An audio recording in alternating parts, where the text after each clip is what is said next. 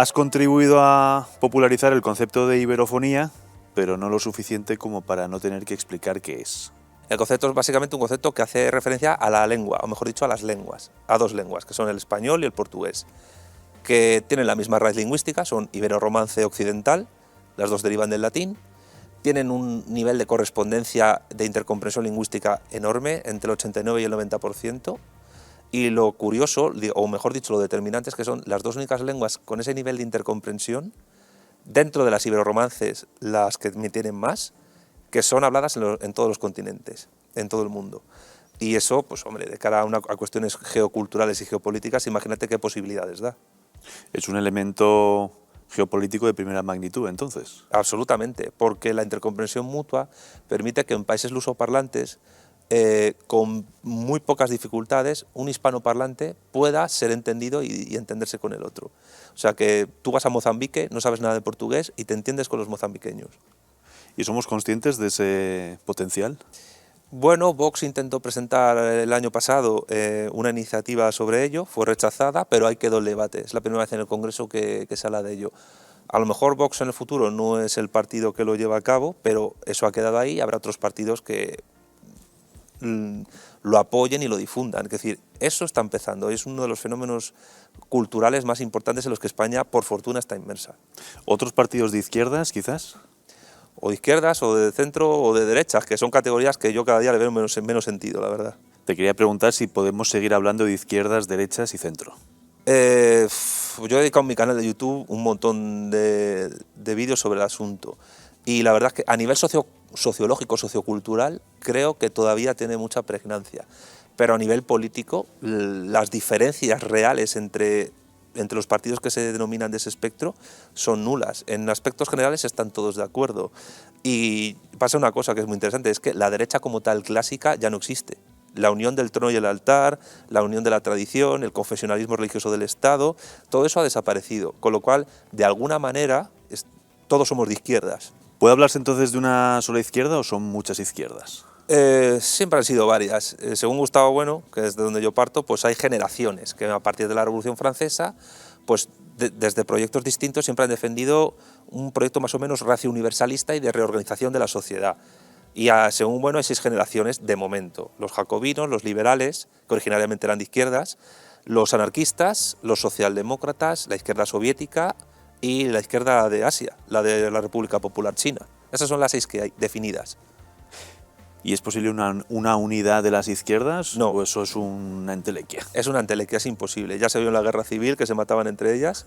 Puede haber unidad de partidos, pero siempre va a haber uno o dos que pierdan sus perfiles porque el que es más fuerte y más hegemónico se lleva a los demás a su ascua.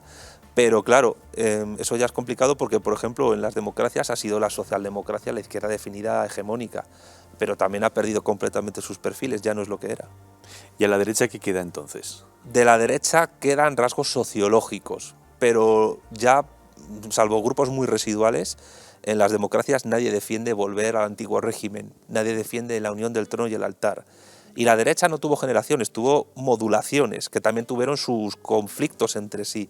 Según Bueno, hubo 3 modulaciones: la derecha tradicional, la derecha liberal y la derecha que él llama socialista. Y luego pues hay otras derechas que no son alineadas con el antiguo régimen, pero tampoco queda nada de ellas. ¿Derecha socialista no es una contradicción en los términos? No, de hecho Marx ya hablaba en el Manifiesto Comunista de socialismo clerical, socialismo reaccionario, socialismo burgués y socialismo pequeño burgués. No es una contradicción porque de la misma manera en que hay izquierdas liberales, hay derechas socialistas. La posición, lo que se defienda respecto del Estado y su relación con la propiedad privada no es determinante para el eje izquierda-derecha. Lo determinante es si se defiende un proyecto ratio universalista, primero, y segundo, qué tipo de instituciones políticas se defienden y qué tipo de organización se tiene en la sociedad. Si particularista estamental o una nación de ciudadanos, como hicieron en la Revolución Francesa o en las Cortes de Cádiz. Las derechas extravagantes son, digamos, aquellos grupos que defienden proyectos particularistas o irracionalistas, que no defienden la unión del trono y el altar, sino que buscan proyectos que van más allá del eje del Estado, porque para Bueno lo importante para determinar una ideología política es su posición respecto del Estado. ¿Por qué son extravagantes? Pues porque buscan, por ejemplo, la secesión, es decir, la defensa del derecho de autodeterminación, la idea de que solo un grupo de españoles puede votar sobre la unidad de España quitándole ese derecho a los demás. Ahí entraría Puigdemont, Esquerra Republicana, ETA incluso sería derecha extravagante, pero también los anarcocapitalistas o grupos ya, digamos, más, no sé cómo decirlo, más frikis, tipo teología de la prosperidad, teología de la liberación, algunas sectas religiosas, etc. Son grupos, algunos minoritarios, otros importantes. Creo que mucha gente es la primera vez que escucha referirse a ETA como derecha, aunque sea extravagante. Entiendo que también entrarían las CUP. Sí, a ver, es verdad que ETA en los años 50-60, a partir de Federico Krutwig, adoptó una terminología y digamos una iniciativa más que ellos llamaban marxista-leninista y tercermundista. Ellos se veían parte del movimiento de descolonización típico que ocurría en los años 60-70, pero siempre se movieron en un nacionalismo volquis, étnico, nunca político. Lo que pasa es que después de la Segunda Guerra Mundial ya no puedes hablar de raza, hablas de cultura o de lengua. Pero realmente los preceptos de ETA nunca han sido de izquierda políticamente definida porque nunca has tenido un proyecto racio universalista. Y aparte que defender el derecho de autodeterminación desde una base étnica ya te coloca en una posición que no es izquierda definida realmente. Que es izquierda indefinida. Es que la de izquierda indefinida y la derecha extravagante tienen vasos comunicantes. Y yo creo que el ejemplo más claro es el indigenismo, el que ocurre en Hispanoamérica ahora. ¿Por qué? Porque los indigenistas y los indianistas están en contra supuestamente de la derecha tradicional de toda la vida, pero ellos defienden un antiguo régimen incluso precolombino. El Tahuantinsuyo, la Pachamama, el pasado mexica, el pasado inca, todo eso. Pero realmente por su carácter espiritualista y por su carácter etnicista, izquierda no son. ¿Son proyectos políticos tradicionalistas entonces? Pero no de raíz cristiana, sino de raíz precristiana, aunque es verdad que hay grupos que pueden hacer un sincretismo religioso. Pero la idea de Pachamama o la idea de Abya Yala no es una idea cristiana, no es una idea católica, es una idea precolombina. Tradicionalistas desde ese sentido. Hablamos de izquierdas, hablamos de derechas, todavía no hemos hablado de centro, o no sé si decir centros. ¿Existe el centro? ¿Existen los centros? El centro es una posición, realmente, una posición que ha variado a medida que evolucionaban las ideologías dentro de un espectro político. Lo que hoy es centro, hace 20 años no lo era, sería izquierda o sería derecha, pero el centro realmente es una posición entre otras. Un partido que se suele decir de centro en España, Ciudadanos, sus posiciones actuales no son las mismas que hace 15 años, han variado, han evolucionado. En un inicio parecían más socialdemócratas, luego liberal progresistas y siguen evolucionando. Pero el centro como ideología, como proyecto, nunca ha existido. El centro es una posición, pero es una posición de poder, es decir, ¿se puede alcanzar el poder si no es desde la centralidad? Para alcanzar el poder... No en términos de golpe de Estado, claro, sino democráticamente. Yo creo que el término más adecuado, más que centralidad, es transversalidad. No ha habido nunca ninguna fuerza política que no haya ganado unas elecciones generales sin haber, digamos, de manera mayoritaria, quiero decir, incluso con mayoría absoluta, apelado, conseguido el apoyo mayoritario de la gente, independientemente de si esa gente se sentía de izquierdas o de derechas. Lo que ocurre es que con los parlamentos tan fragmentados como hay ahora, y en España tenemos un, no sé si llamarlo multipartidismo imperfecto, es muy difícil o casi imposible que haya una fuerza que pueda volver a ganar por mayoría absoluta.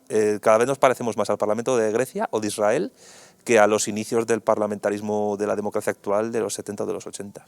Da la sensación, Santiago, de que los únicos que quieren permanecer en España, y no es una broma, es Murcia. No, yo creo que... Cuando han tenido, dice Hughes en un artículo, que dice que son los que más derecho tienen a marcharse porque son los únicos que han sido taifa y han sido cantón. Hombre, derecho a marcharse no lo tiene nadie. Es decir, al final esta cuestión de... Entrecomillado. Sí, la cuestión de marcharse no es una cuestión de fuerza. Y la fuerza tiene que ser tanto interna, es decir, número de gente, como externa. Apoyo de estados que puedan pues, reconocer a esa región como un estado y a esa población como un estado. Pero la inmensa mayoría, hoy por hoy, de españoles no quieren que la unidad de España se rompa. Y esto es transversal a todo el espectro ideológico. El problema viene con los matices y el diablo pues está en los detalles, ¿no? Como quien dice. ¿Hay vasos comunicantes entre nacionalismo e indigenismo? ¿Los relatos se parecen? Yo creo que parten de bases parecidas, similares. Una asunción de la leyenda negra antiespañola, una idea de que han sido conquistados por España que es injustamente asimilada con Castilla, y también pues, una suerte de necesidad de resarcimiento de los agravios sufridos. Ese rollo de devuelvan el oro, pues aquí pues inmersión lingüística, que esto ha sido muy condenado, es como las mujeres con lo de la discriminación positiva, ¿no?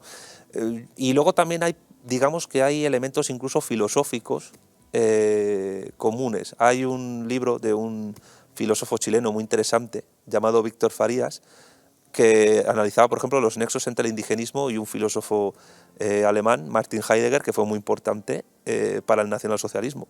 Y el indigenismo y los nacionalismos y el ecologismo tienen mucha base de Heidegger. No estoy condenando a Heidegger como tal, fue un filósofo muy importante. Dicen que el más importante del siglo XX, eso es discutible. Pero sí es verdad que las bases de todas estas ideas son muy similares.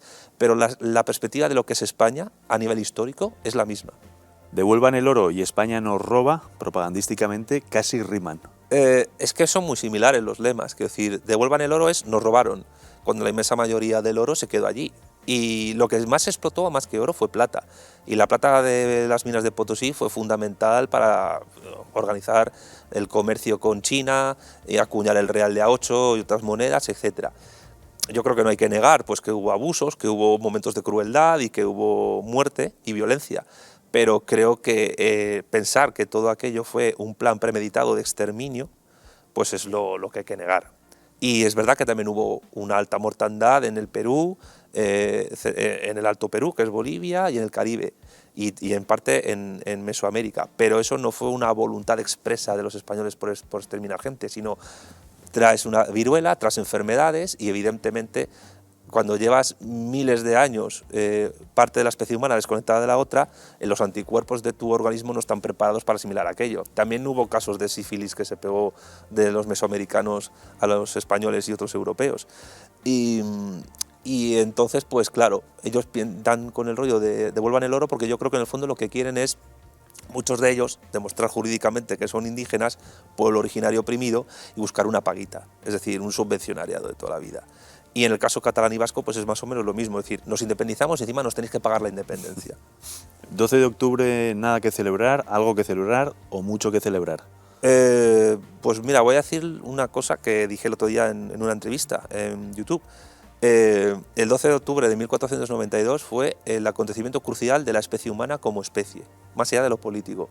Esto lo explica Neil deGrasse Tyson, que es un astrofísico estadounidense, fue el presentador de la segunda edición de Cosmos, la serie de Carl Sagan, y él decía que después de que los pueblos de Asia Central cruzaran el estrecho de Bering, cuando pues no era estrecho, era tierra emergida, ahí se apalancaron muchísimas personas que estuvieron desconectados de Afroeurasia durante decenas de miles de años.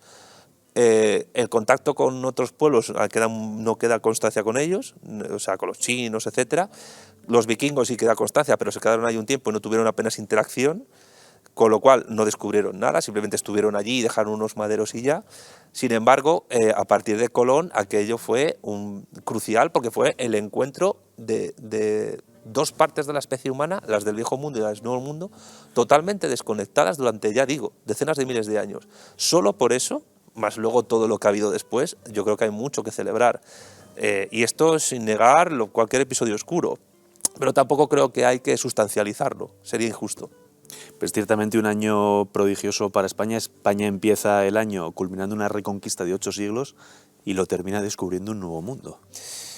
Es que, como dice Pedro Insua en el documental de España, la primera globalización, es surgir España y el mundo antiguo y medieval se derrumba por completo.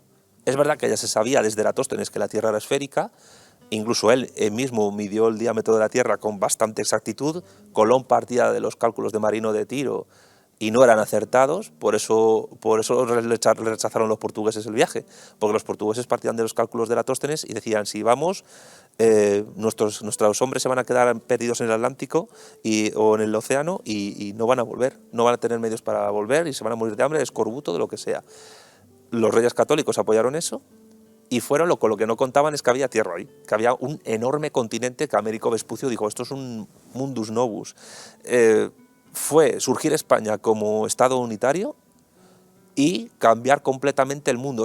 Digamos que fue una revolución más copernicana que la de Copérnico incluso.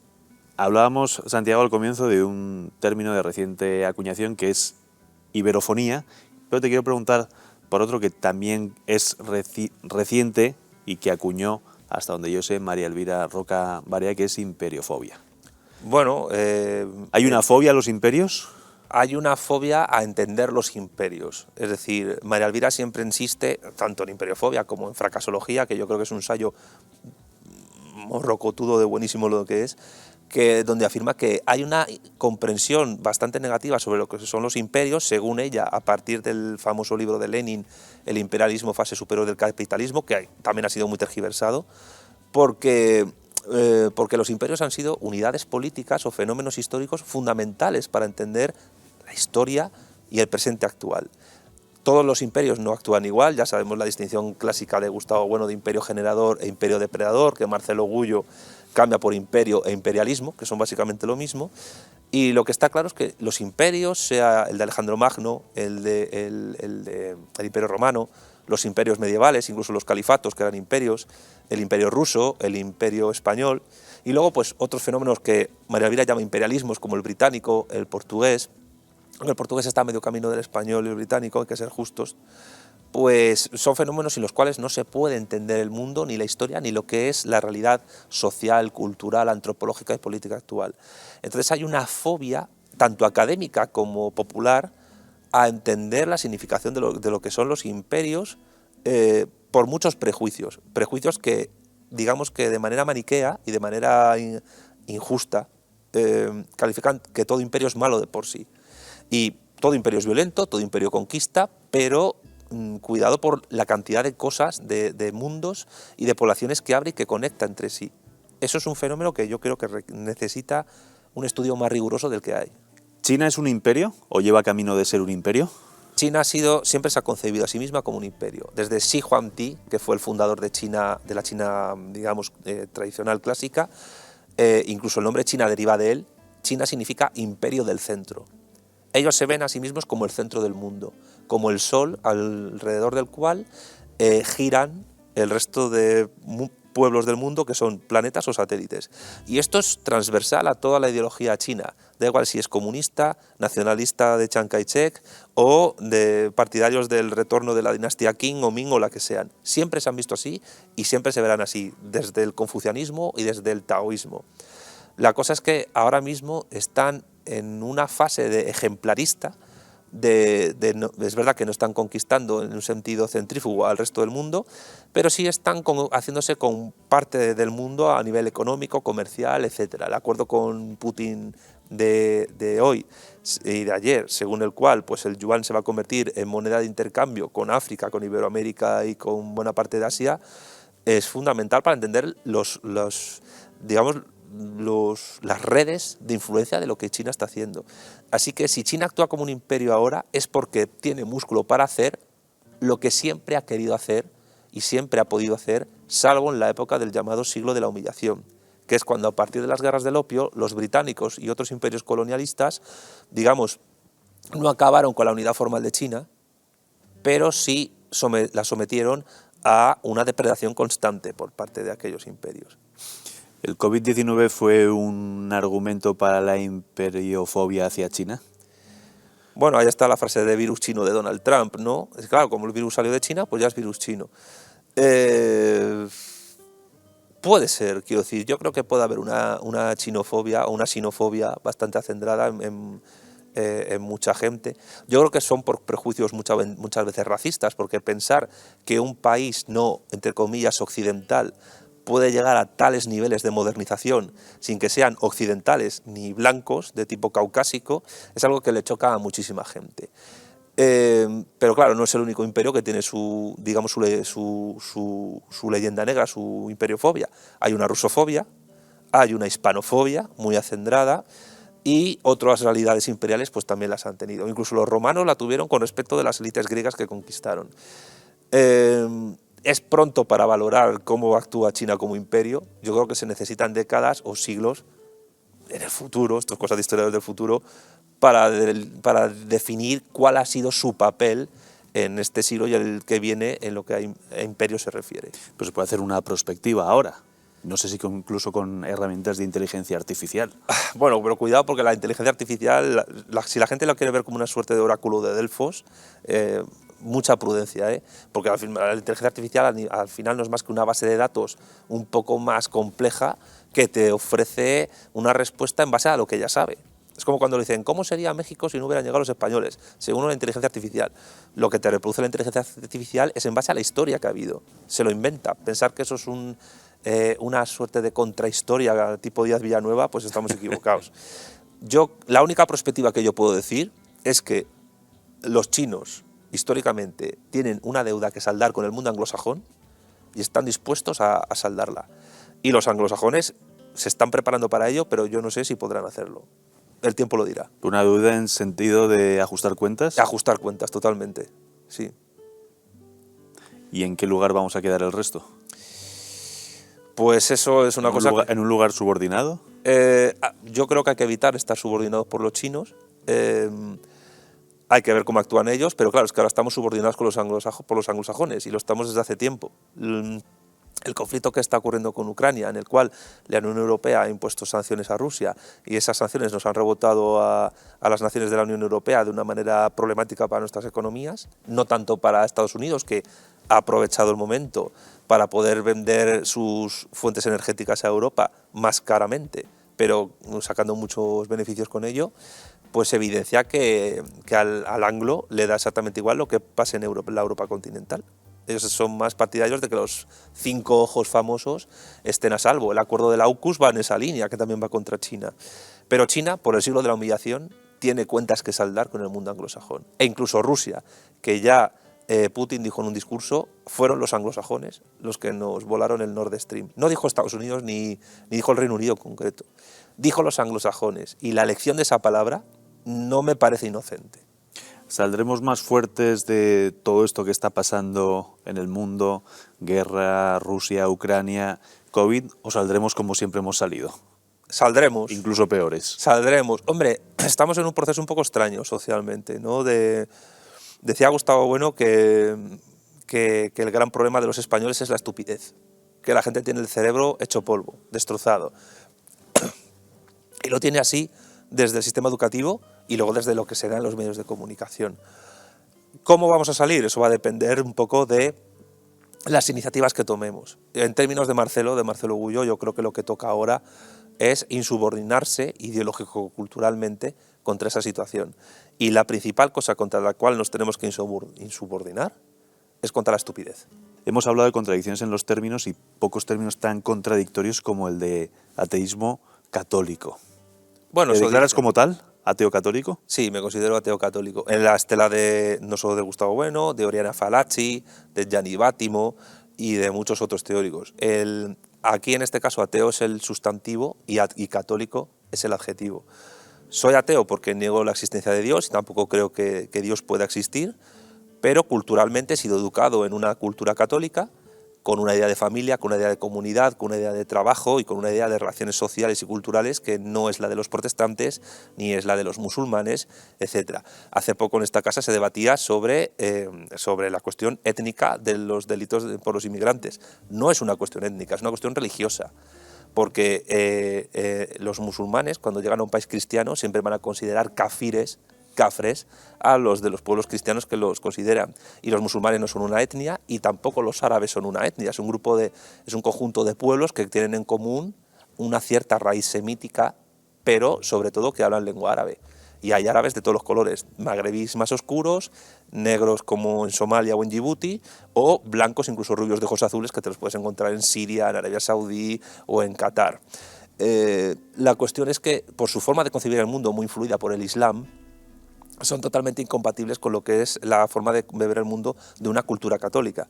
A mí como ateo, un musulmán siempre me va a ver como un católico hereje, pero no ya solo porque niega a Dios, sino porque incluso ellos consideran a los católicos politeístas. No entienden la doctrina de la Santísima Trinidad y creen que la idea de Padre, Hijo y Espíritu Santo es incompatible con un Dios único que es Alá. Pero más allá de eso, la cuestión es que de manera ajena, de manera incluso chocante, el mundo católico con el mundo musulmán es incompatible. Y la Sharia es incompatible con la separación Iglesia-Estado y con la escolástica aristotélico-tomista influida por Platón. Aunque en el Islam hay un neoplatonismo y un neoaristotelismo muy fuerte, influyendo a la idea de Dios, de Alá. Pero también somos incompatibles con la idea extremadamente individualista y sentimental del mundo protestante. Y creo que eso hay que tenerlo en cuenta, porque se sea ateo, agnóstico o religioso, las religiones han influido de una manera muy profunda en la organización histórica de muchas sociedades. Y nacer en un país culturalmente católico te posiciona ipso facto, te guste o no. La cuestión es, ¿optas por ello o no optas por ello? Si quieres de manera individualista no optar por ello y que hacerte Hare Krishna, pues lo siento mucho, pero serás un Hare Krishna de cultura católica, y si comes jamón es porque España es un país católico. Y comer jamón no es una cosa baladí. Comer jamón es un acto político de resistencia contra el Islam en la Reconquista. Y desde tu ateísmo católico, ¿estás en posición de afirmar, de declarar que el liberalismo es pecado? Es una discusión interesante, yo no creo que haya pecados. Puede que haya pecadores, pero pecados no, pero eso ya es otra discusión. Pero yo creo que el liberalismo, o mejor dicho, los liberalismos, que también son corrientes muy variadas, hoy menos enfrentadas entre sí que en el siglo XIX. En el siglo XIX se hacían golpes de Estado unos a otros, en España, en Italia, en Francia, los liberales constantemente. Pero claro, es que el problema que ocurre en España es que la palabra liberal es de origen español. Viene de las artes liberales medievales y viene de la idea de liberal como sinónimo de generoso. Es la primera acepción que aparece en el DRAE. Pero los liberales, que se llaman hoy liberales en España, mayoritariamente tienen poco o nada que ver con los liberales doceañistas de Cádiz, y menos te digo aún con el trineo liberal que lideró Rafael del Riego. A mí me parece que lo que ha ocurrido en España es que las tradiciones anglosajonas Whigs, de corte protestante anglicano, se han apropiado del término liberal y han insuflado al liberalismo español sus propias tradiciones culturales y religiosas. De eso no son conscientes muchos liberales, y el problema que tiene el liberalismo español es que como tal no existe. Es decir, no hay un corpus doctrinal liberal español exacto. No lo hay. Pudo haberlo en el siglo XIX, se pudo haber formado, pero es discutible saber si quién ganó las 3 o 4 guerras civiles carlistas que hubo en el siglo XIX. Si la ganaron los liberales o la ganaron los tradicionalistas o qué pasó. Pero lo cierto es que el liberalismo español del siglo XIX nunca, a mi juicio, logró construir una doctrina política, social, económica o incluso jurídica que tuviera impacto luego en el siglo XX y al mismo tiempo que pudiera contestar a los que se llamaban liberales que venían de Inglaterra o que venían del ordoliberalismo alemán o de Francia.